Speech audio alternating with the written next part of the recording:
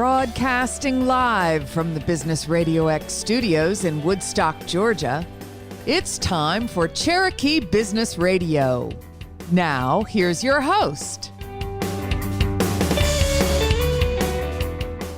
Welcome to another exciting and informative edition of Cherokee Business Radio. Stone Payton here with you this afternoon, and you are in for a real treat. Please join me in welcoming to the broadcast Executive Director with Elm Street Cultural Arts Village, Inc., Mr. Christopher Brazelton. How are you, buddy? Hey, how's it going? I am doing well and have been so excited about having you come into our studio. Incidentally, we are broadcasting live from the innovation spot, I don't know what, like a half mile from downtown Woodstock, right? That's right. Yeah, it's a quick trip to get here. And we're so delighted to be here. And the folks here, Tom and Lori Devaney, they do such a marvelous job. We are so excited about being here in Cherokee County and having a studio here in the Woodstock market. And one of the first things we wanted to do was reach out to Christopher and his team. My wife and I had the pleasure of attending is it the Lantern Series? Am I remembering that right? It's a concert series called the Lantern Series. Oh man, not that we weren't already in love with Woodstock, but boy, that sealed it with a kiss. But before we talk about the Lantern Series and some of those other things, maybe a bit of a primer. Could you share with our listening audience mission, purpose? What are you guys out there trying to do for folks? Yeah, absolutely. So Elm Street Cultural Arts Village has kind of evolved over the years.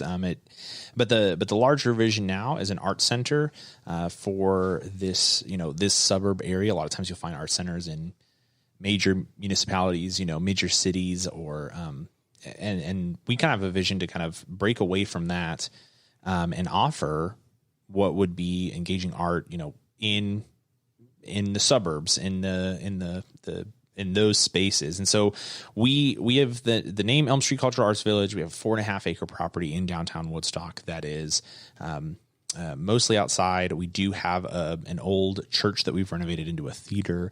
And so we actually started as a theater only. It formerly was Towne Lake Arts Center, and it was the flagship program was really family programming within the theater, children's shows, that sort of thing. And that was off in an old warehouse off of Bells Ferry years ago. 2002 it started. And around 2010 we moved to downtown Woodstock with the vision, and kind of refounded as Elm Street Cultural Arts Village with the vision to become that broader art center for a suburb community. And I think the other thing that makes us a little bit different, especially for a place like Woodstock, when we think of art centers, obviously it's the fine art, it's that craft. And in some cases that can be a little bit highbrow. But one of the things that we really focus on, one, to make it accessible for everyone and approachable for everyone, is our mission is to engage community with relevant art experiences every day. And when we do that, we really focus on engaging community, which might sound a little bit odd from the sense of, well, you're an art center, shouldn't you focus on art? And you have relevant art experiences. Why aren't you focusing on that? But in the end, what we do is we are trying to leverage art. It'd just be like us saying, like, we have good art, so come and support us. We have good art, and there is merit in that. And there are art centers that exist for that, and that makes sense and is perfect. But for us, we really felt like, how can we really leverage and engage and benefit our community through community engagement and use art as our tool with that. So art is our business, but our purpose is really engaging community. So in the theater department, we've done actually just, I guess, summer of 2019, we did Wizard of Oz, but we partnered with Goshen Valley, which is a foster care, and a few other foster care agencies, and really focused on No Place Like Home, along with Wizard of Oz. And we did a couple of different initiatives to help with foster care. And like I said, help with the vitality and the vibrancy and the quality of life. And sometimes that's similar to, foster care, where we're leveraging something to bring awareness to something that's needed in Cherokee County.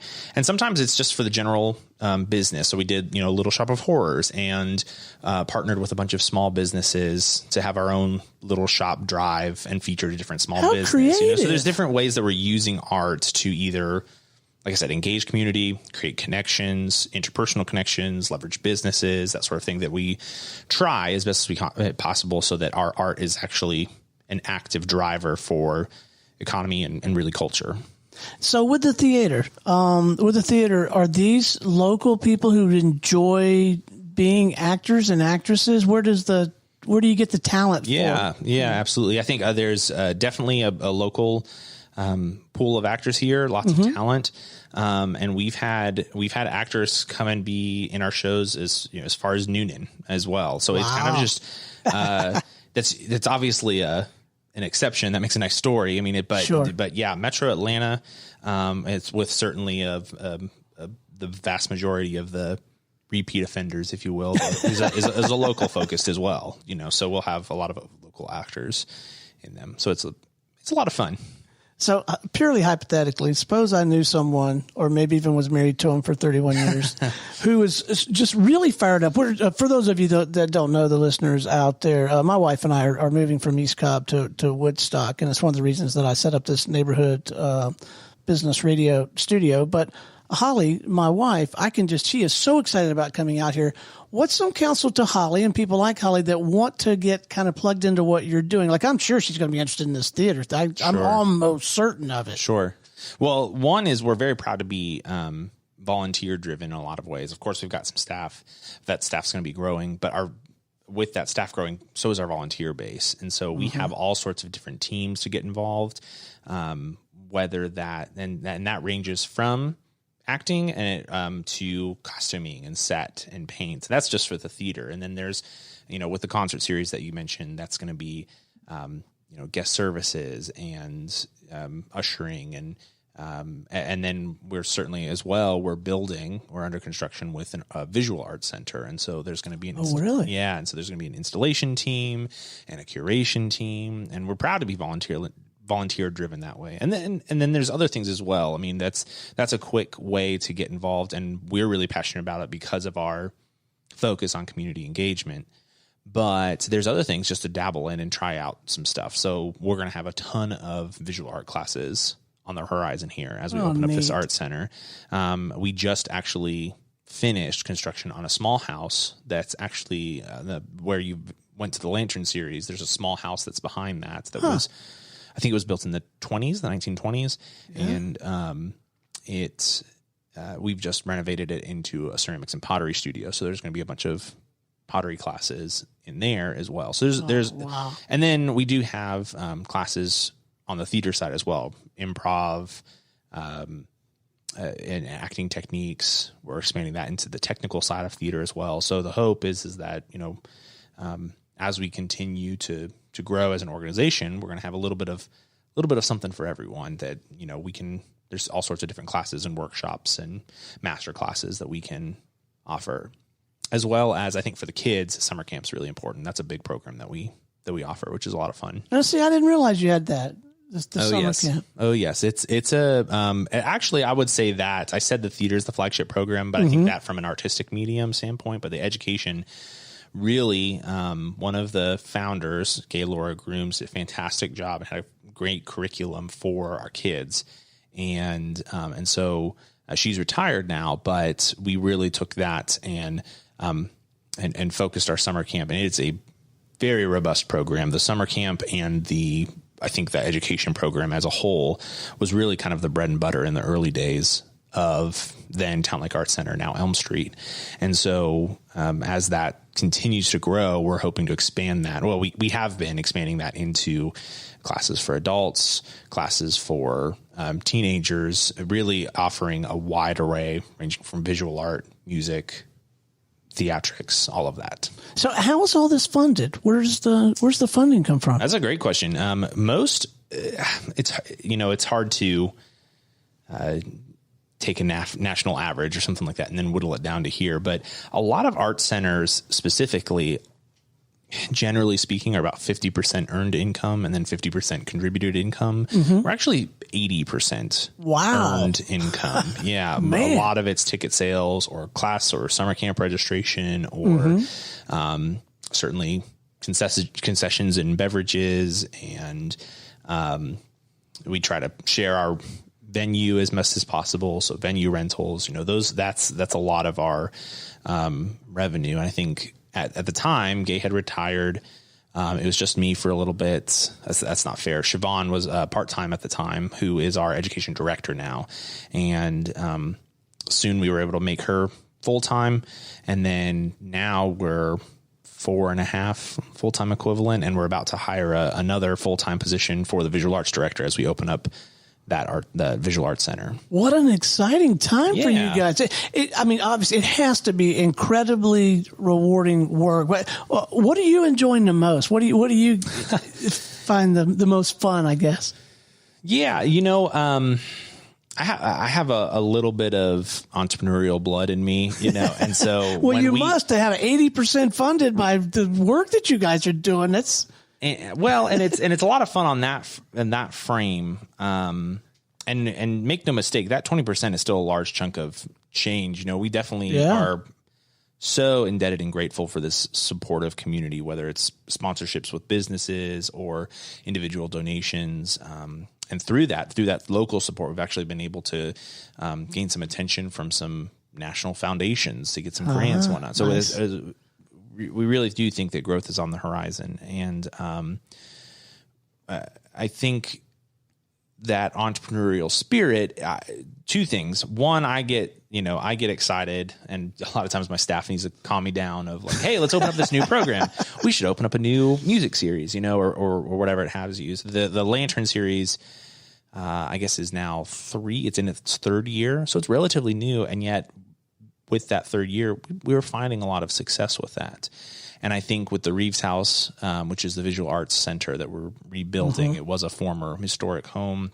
We're rebuilding it, honoring that history, and having a gallery and visual arts classes, and there'll be a coffee and wine bar in there. And it's going to be a lot of fun to hold a lot of community events and celebrate visual art.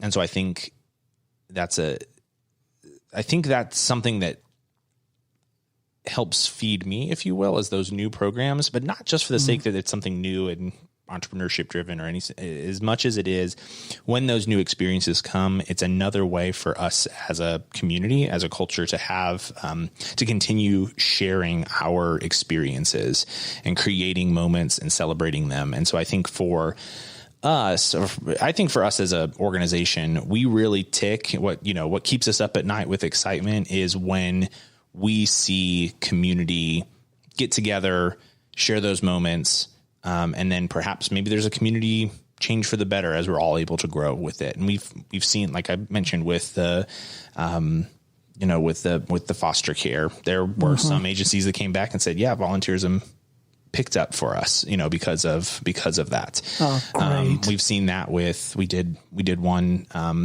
a show called Next to Normal, which had to do with mental health. It was a little bit edgy at the time for us, but we really felt like it was important. Partnered with NAMI, which is National Alliance on Mental Illness. And they came back and said there's a huge uptick in mental health volunteerism afterwards, and mental health, because there's not a NAMI chapter in Cherokee County, but so there's tons of needs, and they all of a sudden they had new problems because there was more people interested. So I think seeing those things happen, seeing that culture change for the better, that positive impact, I think that's what keeps all of staff up at night saying, wow, this is, this event, and you can kind of trace it. And sometimes with community and culture, it's a little bit hard to trace, but every now and then it's really tangible that, A, impacted B, and now we've created C because of that. And it's when that happens, it's a cool moment. And sometimes we go a few months without seeing it, and just because it's so maybe ephemeral, when it happens, it's hard to, like I said, it's hard to track, it's hard to trace, but gosh, when it happens, it's really, really cool to see. So what is your backstory? How does one land in a role like this? Was it a straight path, or did it have a few curves? Interestingly enough, there's so many people that don't go to college where their career ends up. Right. I actually went to college for arts administration. Wow. And I started a nonprofit while I was in college. I wanted to basically start producing things, and some of these classes that I was taking, I was like, I need to put this into practice a little bit. So I see what's actually working and what's not, and what's practical versus what's just book smart, and starting to put that to practice. And we had a lot of success. I was actually able to support myself with it a year after college, just trying it Nice. out. But we kind of wanted, the team at the time really wanted some baggage. I kind of wanted to, like, this isn't real. Let's figure something else out. And so I moved to Atlanta, had a marketing director job for a little bit, and then tripped across this job posting for Elm Street Cultural Arts Village as an operations director. And I thought, yeah, I could probably try that out. And I happened to apply. I procrastinated and applied on the very day that they were pulling it from the website. And then it's just kind of on a whim, but then got it. And then, the rest is history, I guess, if you say that, something like that, right? Well, your enthusiasm, your passion for the work just comes through. It's contagious. So, what's next for you guys? What do you anticipate investing your energy in? I don't know, next 12, 18 months. Yeah. So the big project right now is the Reeves House. So that's been a project that we've been working on for several years. This is the place right behind the stage at the Lantern. So at the Lantern series, which is still a very fun passion project. I know you've seen it. It's interesting to find what kind of different genres we can bring in. Yeah. But behind that, there's a small house that we renovated into a pottery and ceramic studio. Nice. And then behind that is, along the trail there's actually a large house that used to sit there.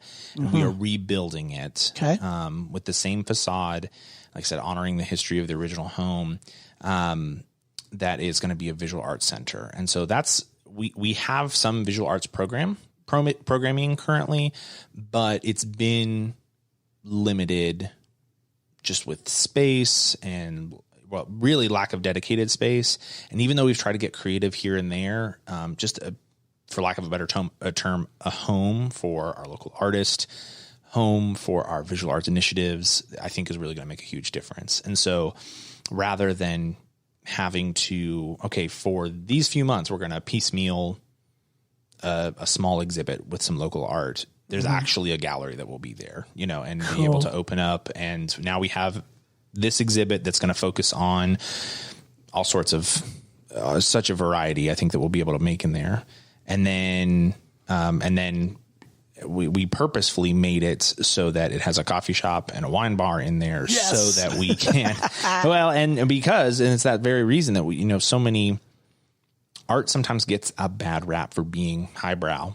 And in this case, we really don't want that. We really want everyone to be able to, not that it's going to be for everyone, but we should be for anyone. And so we're really trying to create a welcoming environment, and we don't want that highbrow feeling. We want somebody to come in and feel welcome. And so the architecture that the architects did, it's fantastic the way it's being built, because it's still a home. So it's going to feel a little bit like a gallery, white walls, white, focus, good lights to focus on the art, that sort of thing. But it also is a home, and it hopefully will have a welcoming environment. And so you might not want to go in and check out the art, but you certainly can get a cup of coffee. And that's our hope, is that we kind of, in engaging community, have a bystander in the community. And if our programs and our hopes and dreams and desires can turn that bystander into an engaged community engaged community member, then we've won. That's our win. That's our celebration at that point, is somebody who just didn't want to get involved, and they tripped across a cup of coffee, and then they saw this piece of art, and then they thought, maybe I am interested. And well, actually, there's a workshop on that this weekend. It's free. Come on, take it, and then, I'll take a class on it. Oh, well, there's volunteerism opportunities. Oh, wow. It's just one step up the ladder to become more involved in the community. And you don't have to be an artist I'm operating under the impression, you don't have to be an artist like my wife, Holly, to make a contribution and really help. I mean, you can be, at church, I'm ice guy. Right, sure, right. If we got a funeral, a wedding, a gathering, everybody knows. Look, Stone will run get the ice. I got the big cooler. There you go. Right. Well, you have your version of. We can always use ice guy. Right. Absolutely. Yeah. It's such a wide array of needs, and the other thing that we're passionate about, kind of with some of the examples I provided, it doesn't have to be at Elm Street. Like, just get involved in your community. If you're volunteering or if you're going to civic meetings, like, that's great. It doesn't have to be at Elm Street. We just want you involved, so that's kind of our purpose on that standpoint. So. I'd like for you to, if you would, to talk a little bit about the Lantern series. I won't do it justice. I am so enamored. I've only been to one thing, but I shared with you, I think it was before we came on air, just how enamored I was with that. My wife as well, my youngest daughter and her boyfriend, actually, who kind of organized the whole excursion. I walked away from that one just breathless. And the entertainers, I believe, were a husband and wife team. But anyway, they played like Spanish guitar. Yeah, yes, it was a flamenco style guitar. Okay, yes. Landscape of Guitar is what it was called. Okay. And, or what the group is. And but Julie and Bruce, they're fantastic. So the Lantern series, it was something that we started about 3 years ago. Okay. And the premise was why we call it Lantern is rather than have a series that focuses on a specific genre. So rather than a bluegrass series or a jazz series or, whatever have you, something rock or cover or anything, there's nothing wrong with any of those. But our role was to kind of share what's missing here. And so what we did was we created a series that is celebratory of every genre under one umbrella. Mm-hmm. So you came and saw flamenco guitar, and there's more to it than that. With that concert, there was a whole bunch of dimensions, but the next one was like a funk pop, cool. And then the one after that was a bluegrass, and then Kelly and Matt, my youngest, and her boyfriend, they went to the bluegrass one as well. Yes, yeah. I think actually that one was like 1 week after the fact too, and and it's amazing what we've seen is. And I should say why we call it the Lantern series is that every culture has a different lantern. So like the London Gaslight, the London Gaslight, the Chinese lantern. There's all sorts of different. So it's a celebration of those different cultures, those different genres, those different ideologies. And what we have found is that somebody kind of trips across or comes, or hey, I like bluegrass, I'm going to come see bluegrass. And then we build an environment for them that's it's at a table. It's a table concert series. People get to break bread, if you will, and enjoy a meal while they're watching. Can't you? You can bring we didn't. That was the first thing for us. You can bring your own food. Okay. And then we have wait staff to help with beverages. The way that Georgia law works, you can't bring on alcoholic beverages. But our guy was great. Staff. Yeah, good. I'm glad. He learned pretty quickly on that I was going to be a good customer. That's right. There you go. Our guy was great. Yeah, and the idea is that you get to sit and enjoy and be in community with people, and the whole premise of that is as we're celebrating those different cultures, it's about community and conversation. Mm-hmm. So being at round tables makes it a experiential in community with your fellow family or friends, as opposed to I'm sitting in one direction and staring at the stage and I'm experiencing it for me, and then later I'll share. It's actually as a community at a round table, we're sharing this together. And so the premise of is here's something different. Here's something that's not in this community otherwise. And sometimes we'll have something that is a little bit more familiar and a little bit more approachable. But sometimes we'll do, we had Solsha. That was Afro-Celtic funk as a... May not find that down the street. And the lead instrument was a bagpipe. I mean, it was so obscure and odd, and yet people loved it. They were up and dancing. I mean, it was crazy at the time when we did it. Mm-hmm. This last summer, we did something called with Shauna Tucker. She's pioneering this genre called chamber soul, which is exactly what you would think if you're putting it together, but fusing these two polar opposite genres into one. And people were totally enamored by it. And so I think that, and what we have seen, which I think is really exciting as we've done this now for a couple of years, we're starting to be able to track it a little bit better. We see people that are coming for the bluegrass, and then they're going to return for the chamber soul, and then they're going to return for the Afro-Celtic funk, because they start to trust the celebration as opposed to what they're familiar with. They're starting to celebrate the different culture as opposed to the familiar. And it's, and I think over time, that's one of those culture changes, not because it needs it and not because there's an agenda.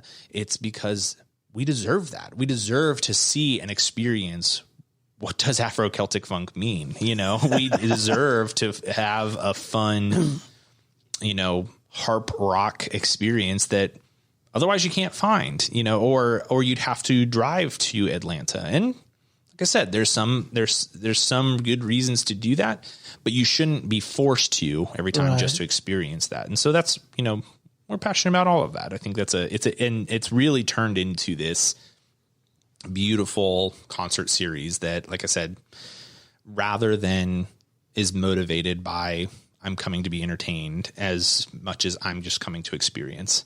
And it's been a lot of, and I don't know, I don't know what I'm getting myself into. Right. And that's when we really celebrate. We'll get comments of, I don't know what I'm getting into, or I'm not really looking forward to this as they're walking in, leaving saying, gosh, I'm so glad I didn't miss this. I would be so upset if I missed this, you know?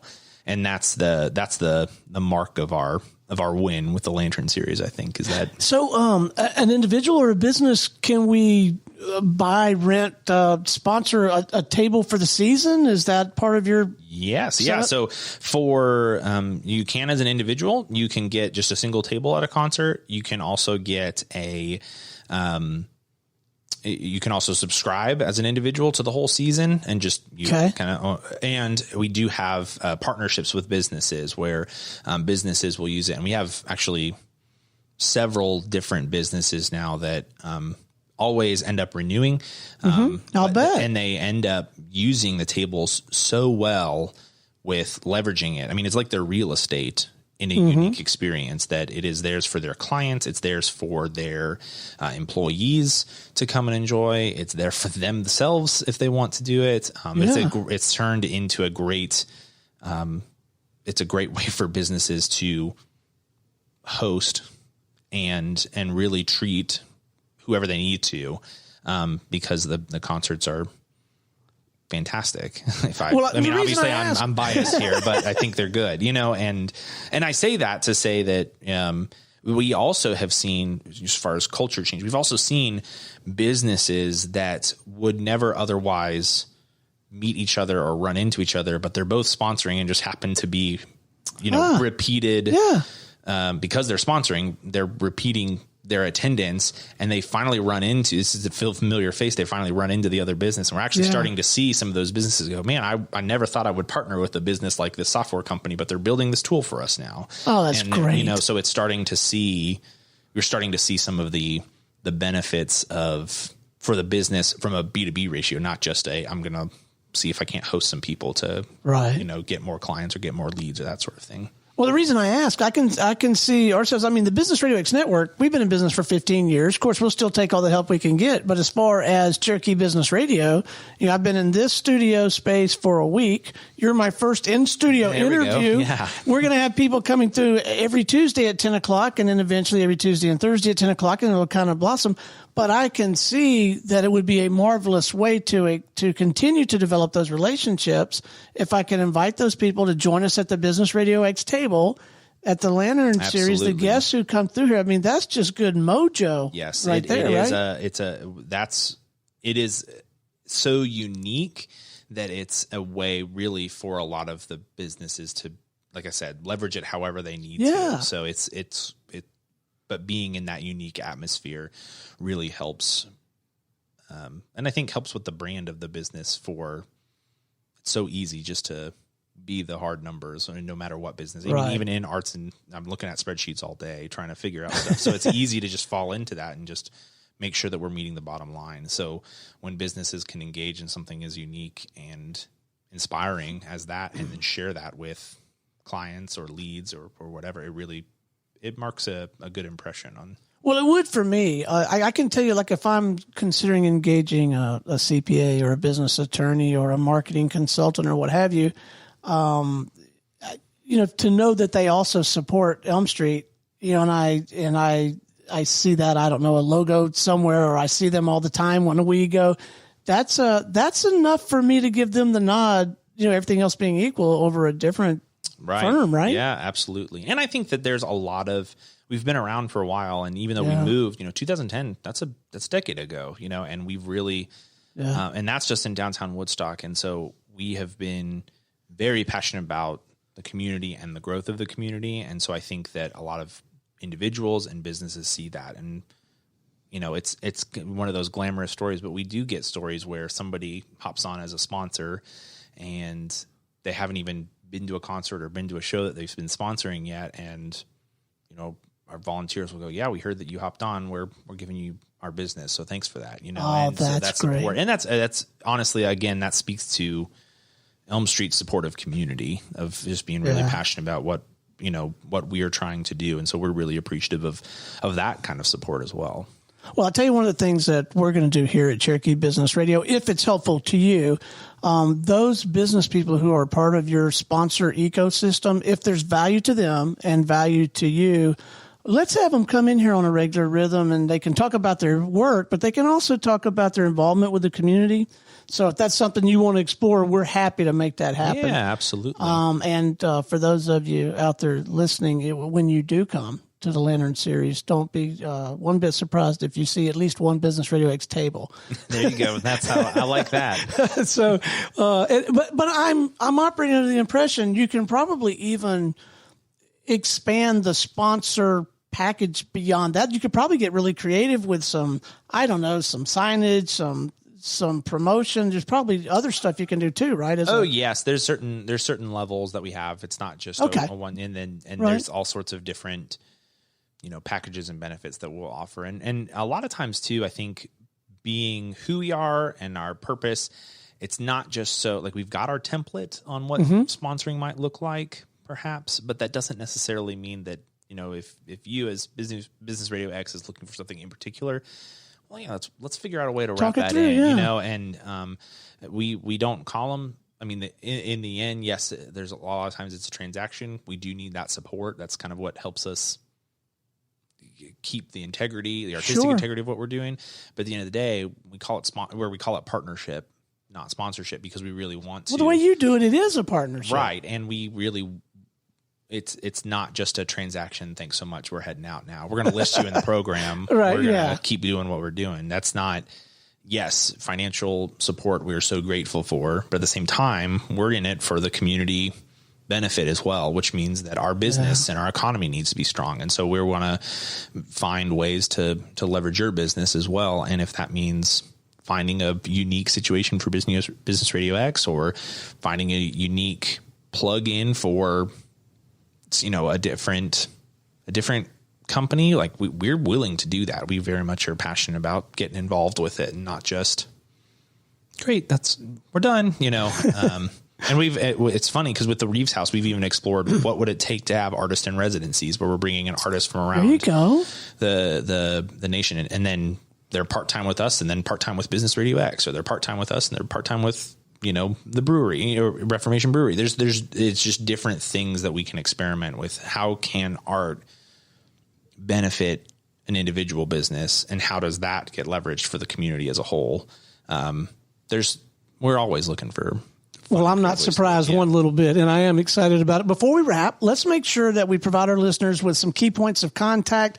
I don't know if it's, phone, email, website links, but let's just make it super easy for them to plug in, and then where we publish this interview, we'll also make sure that we provide those links as well. So whatever you think is appropriate. Yeah, definitely. So the website, we'll start there, is elmstreetarts.org. And the phone number is 678-494-4251. And that's the main office line. And then the best email is probably info@elmstreetarts.org. And that goes to a couple of different staff members. So we'll get you to the right place. Fantastic. Well, Christopher, it has been an absolute delight having you in the studio this afternoon. I hope you'll consider coming back from time to time, kind of updating us on what's going on. And I'm quite sincere. Maybe it's appropriate from time to time to maybe bring other people from your staff or some of your key volunteers or, their sponsors, because we'd love to share those stories. And so we'll explore doing this. But this has been a lot of fun. Congratulations on the momentum. Look to have Stone and Holly intimately involved in what you're doing as individuals. But, based on what you've said, I think, listeners, you can also look forward to seeing Business RadioX pretty involved in this as well. That's great. Yeah, we're looking forward to it. We're looking forward to meeting new people and getting more involved. It's going to be good. All right. Until next time, this is Stone Payton for our guest today, Executive Director Christopher Brazelton with Elm Street Cultural Arts Village, and everyone here at the Business RadioX family saying we'll see you next time on Cherokee Business Radio.